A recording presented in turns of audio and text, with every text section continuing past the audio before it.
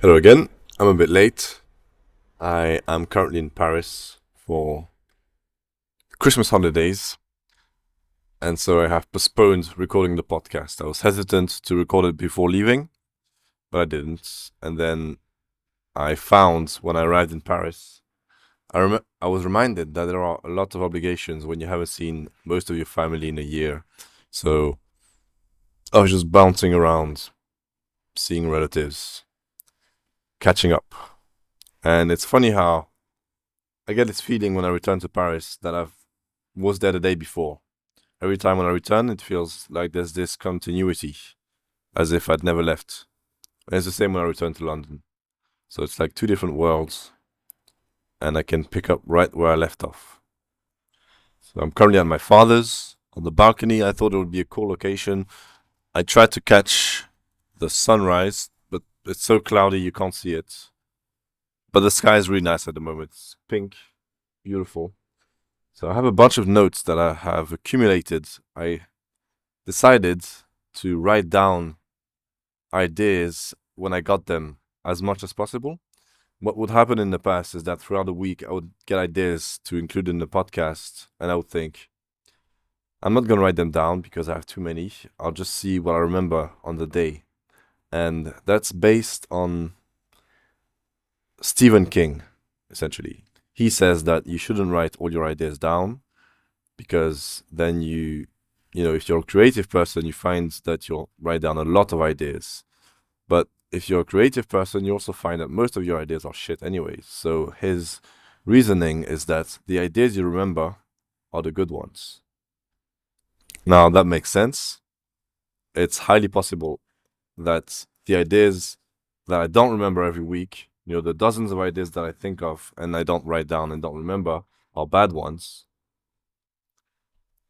But once again, the point of this podcast is for me to speak as much as possible and not necessarily, to highlight my good ideas. Also, I have a terrible memory. So that plays a part as well. So I have a humongous list here, especially since I'm way late for the podcast. It starts with now I eat meat, which I do. I only eat at work. I can't cook meat at home because my family doesn't eat meat, and it would definitely, the smell. Don't like the smell. It would be it. It's not doable. But I eat meat at work.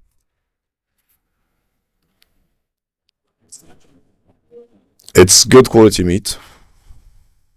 It tastes delicious. Doesn't smell bad for the most part, based on the fact that to me most meat smells bad because I've not been a meat eater my whole life.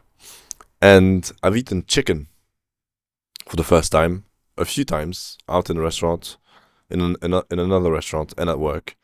And it doesn't taste that good. It's pretty bland. So chicken is overrated. I never wanted to eat chicken anyways. I remember this Joe Rogan episode, where the guest mentions that chicken, that's a weak bird. He doesn't want to eat something weak. And I like that reasoning. Now, I've eaten a bunch of things, especially things that I used to eat the vegetarian version of. They make those fake meat things. And the real deal tastes better. And I know that the fake deal is not that healthy in terms of healthy for the planet. It's a very convoluted process to create these, meat tasting, meat free things. And I don't feel any different after I've eaten them. I've mentioned this in the past, but being that I've never eaten meat before, except for fish, which is meat anyways, but land meat, we'll say, except for egg. Since I haven't eaten that before, it was almost like a religion to me. It's, I couldn't even really explain why I didn't eat meat, except for the fact that my parents didn't eat meat. It's not part of my diet. To me, it smells weird. I don't like it. And so, as, stupid as that sounds, I thought I would feel something when I ate meat. I thought there would be something, but there was nothing. I started eating and then I kept eating and nothing changed. So chicken is overrated and meat is whatever. Yesterday I watched Rebel Moon. Now, I didn't watch it with the assumption that it would be good. Thankfully, you know, expectations breed disappointment.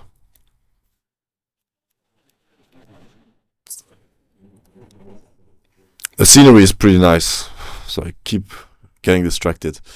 Now, Zack Snyder, I watch his films. I want to watch all of them.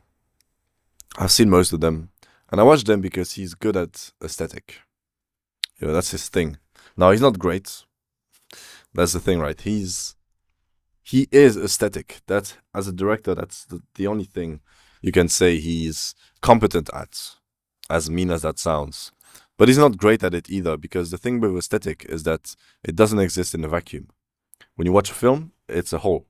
We learn in art class, in graphic design class, I think, design class, that the whole must be greater than the sum of its parts. And so when you make a film, you're not you're not filming a story, you're not making visuals, you're not making music, you're making a film. And so from the writing process all the way down to the final edit, all of this has to be coherent and it has to work to fit together and to work together. And that's why I hate films that have beautiful visuals but that are bad. Roger Deakins shoots most of the Coen brothers films, and he shot Lady Killers, which is an awful film, and it looks ugly because the film as a whole is terrible. And it's the same here.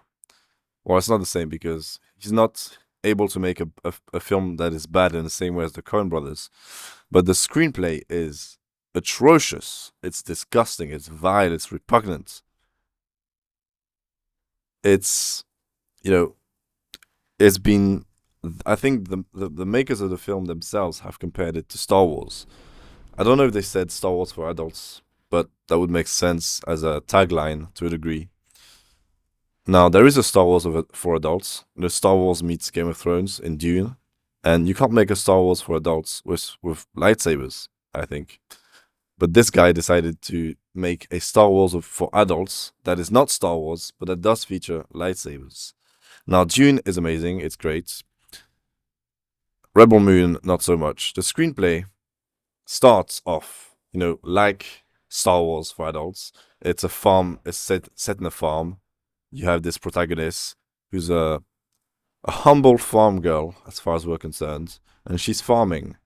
And there's a huge planet in the background. Once again, Star Wars references.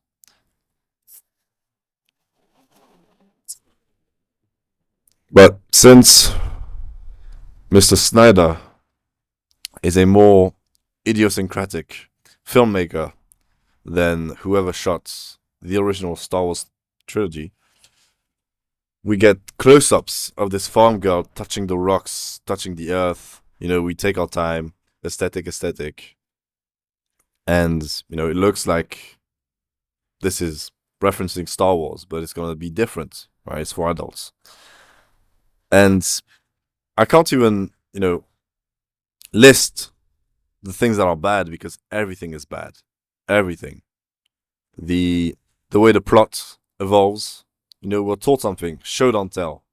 And a cliche in films, for example, a film set in high school, the protagonist will be walking down the corridor, and then the bully, will shoulder check him and call him, pussy or something. And that's the laziest way to establish the dynamic, in the story. That's incredibly lazy. That's terrible. But what's worse is if someone says, hey, that guy over there, that's the bully. He bullies people. And that's what Rebel Moon decides to do. People are just explaining the plot left and right. Once again, you're not supposed to explain the plot.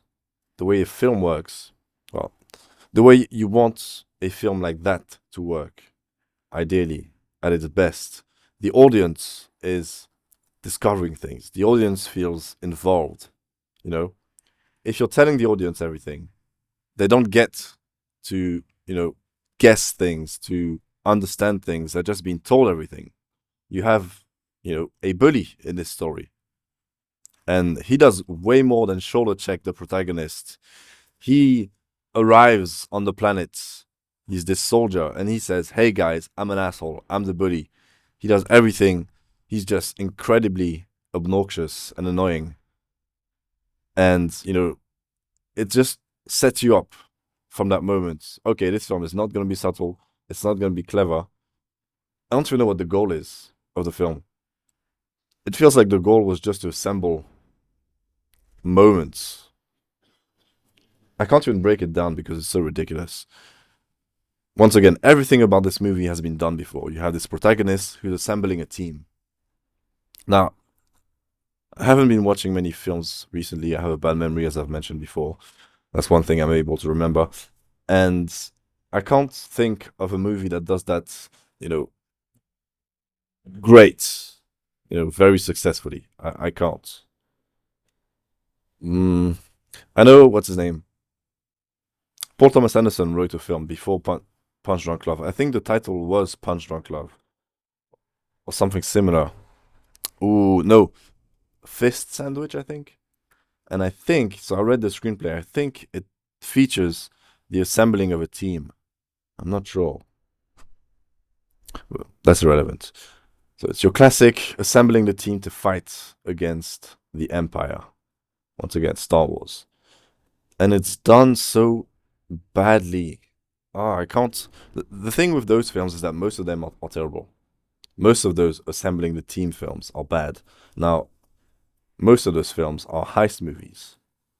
I suppose Ocean's 11 maybe does it less badly than others. But here it doesn't feel connected.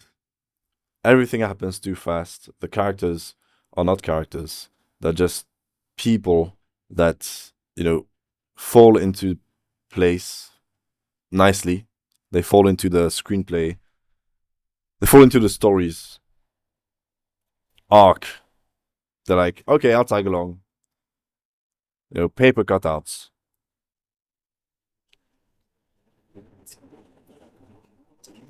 You get this guy who always plays the villain, who's always smiling. He's the villain in Deadpool 1. And he's been very villainy once again. It's just awful on every front. Terrible. I checked, the budget was $160 million for both, because it's going to be in two parts. And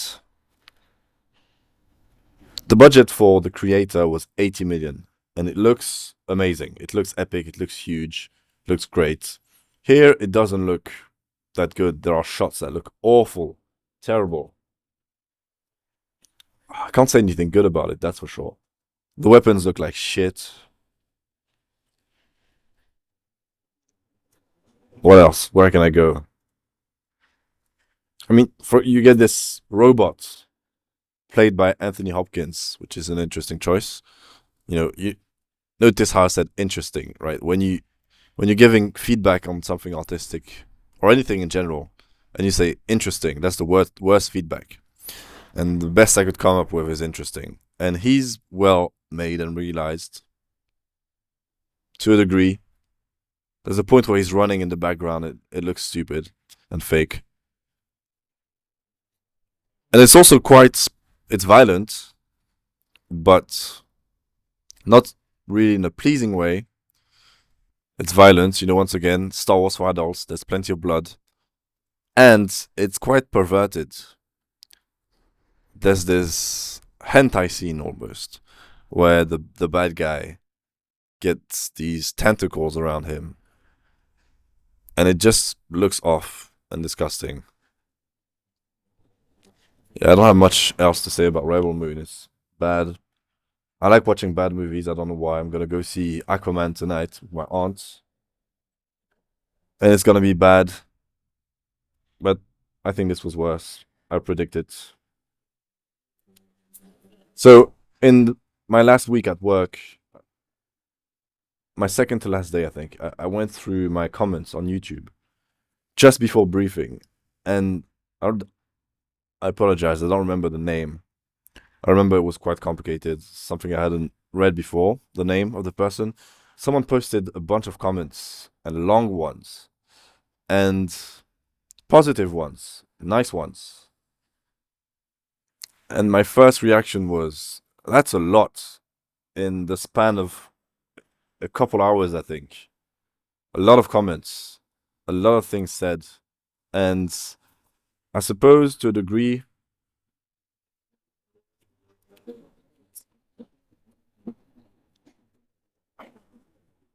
my immediate reaction was to be suspicious. That's unusual. So I was a bit uncomfortable. But then I decided to go the route of gratefulness, right?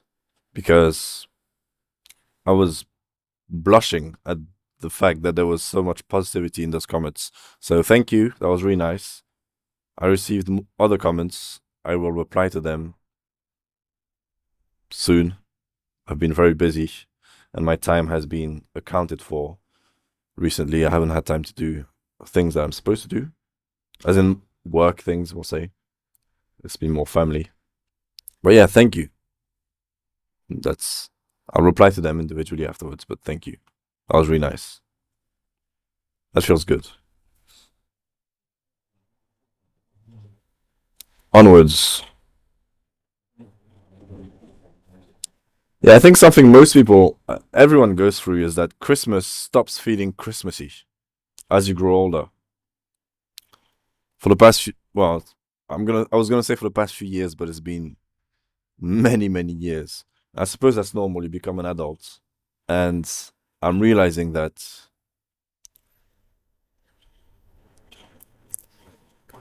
I suppose Christmas will only feel Christmassy for me when I'm able to provide Christmas, as in when I am in a position where I can,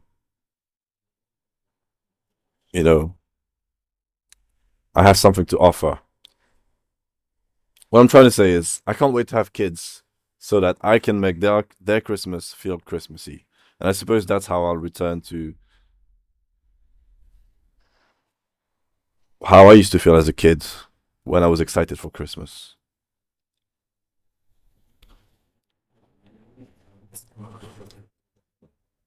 Because this year's Christmas has just felt the least Christmassy ever. And yeah, it's not a question of I don't have the excitement I used to have as a kid.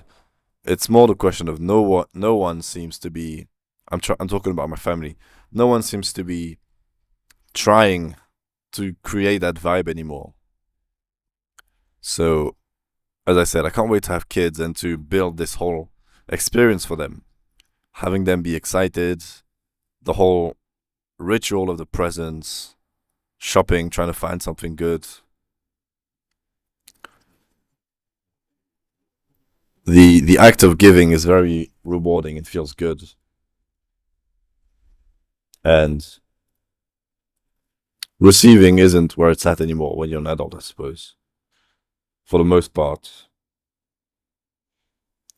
I traveled here by coach. I It was incredibly stupid. I purchased my return journey on the Eurostar months in advance because that's what you do. They're expensive. But I didn't purchase the ticket to travel to France. So I found myself a few weeks before my departure looking for a ticket on the coach. It turned out being quite expensive, almost as expensive as the train tickets. And I hadn't taken the coach in years. When we moved to the UK, for the first 10 years probably, we only took the coach. And there was a sense of nostalgia at taking the coach again. It's supposed to be 10 hours, but there's always delays. It turned out to be 14 hours, I think. Flixbus, the worst, coach company in the universe. They're always late. They don't offer refunds or anything. You need to fight for a voucher of 15%, which I didn't because fuck them. And I knew this. It had been so long that I hadn't taken the coach that I forgot that I had made this promise to myself to never take Flixbus again, because Flixbus is an affliction that plagues the world. And the journey was. The cool thing about taking the coach as opposed to the train is that it's an actual journey. You take. I took the ferry in the evening, saw the sky, it was quite nice. The experience of being on a boat as well is something I don't experience much at all. It's been years. Just the experience of walking around and the ground is just moving. And I don't know why, but it was quite turbulent. So at times I had to hold on to the walls, which was fun. You see everyone. It just looks like you're on a huge mall. Right? Most of the time, especially at night, you don't see the sea or anything. It just feels like you're in a mall that's moving, which is quite fun. People are just walking around like they're drunk, trying to hold on to the walls. Because of the delays, Flixbus was gracious enough to offer us a meal in the boat. So we had these vouchers. The queue was enormous, naturally, and it was the worst meal I had this year. Yesterday I watched the worst film I've seen this year, and the week prior, in this arduous 14-hour journey, I had the worst meal I'd had this year: fish and chips. I don't know how they manage to make such awful food, but they do. And just a lesson to myself, which I should know already, but fail to plan, plan to fail. So that's what you get when you don't plan your journey in advance. Now I have a bunch of more valuable and interesting notes here, but I have no idea how the audio is going to turn out. It's very noisy out here. It's also cold. I'm not going to be able to do my thumbnail position, which, by the way, happens naturally. That's just how I sit. But here, I'm not going to do that, which is annoying. Yeah, there was no sunrise, unfortunately.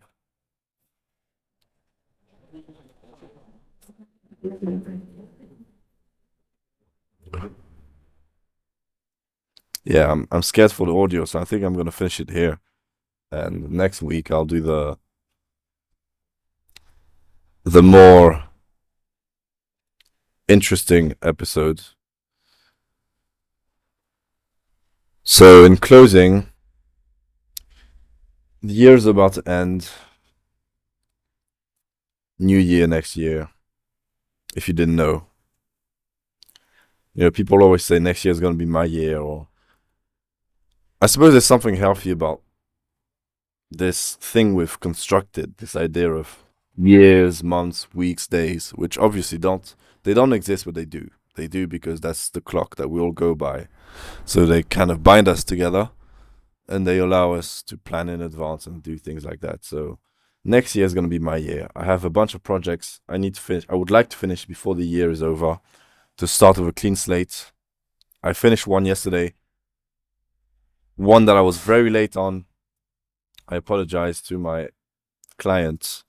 Very unprofessional. I don't know what's wrong with me.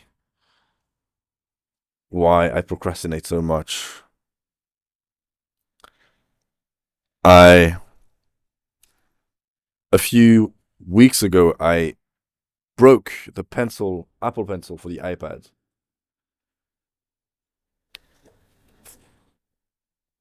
I dropped it, which was an expensive mistake. Yesterday I dropped my brother's Beats by Dre earphone things. It turns out they cost 300 euros. I owe my brother a bunch of money. I also am in a huge overdraft at the moment. So my debts are as high as they've ever been. That's excluding my university debts, which are almost fictional at this point.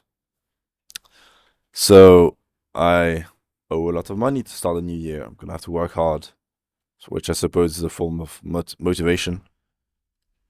I was also thinking about something. Oh yes, this week here in Paris, although it can be quite frustrating in many ways, there's the all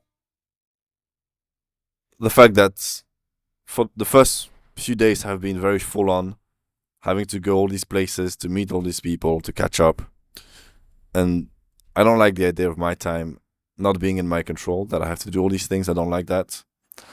There's also the fact that we're staying here at my dad's, and it's quite small. There's no space for us, and that's frustrating. But it's been positive. Being, I've been behaving differently. The fact having less control means that I can't indulge in my bad habits and waste time as much because time feels more precious. I've been vaping less because I can't vape indoors here. And I don't know what my vaping habit is. I'm confused. I don't feel this urge to, I haven't been hanging out on the balcony here to vape as if I needed to. I just haven't been vaping for the most part. So it's not like I have this itch, this urge. But I've still been vaping. I thought maybe this time away would be a good opportunity to stop. But I bought a few vapes before leaving, and since I've been consuming them at a slower rate than usual, I've been continuing with my bad habit. Lastly, Ty did my hair, and she did it really well. In fact, she did something that no one's ever done when they did my hair. She put elastic bands at the ends, but she tied them to the hair so they don't fall off. Very clever. So, I think in closing, I'm going to highlight the fact that I'm very fortunate. I've had time to spend with my father, my sister, grandparents, aunts. I have a big family and they're very nice. And I have wonderful siblings and a beautiful girlfriend.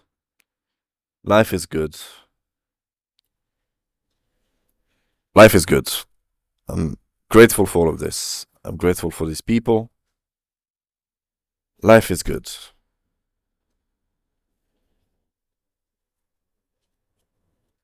I think I'm done. Thank you for listening.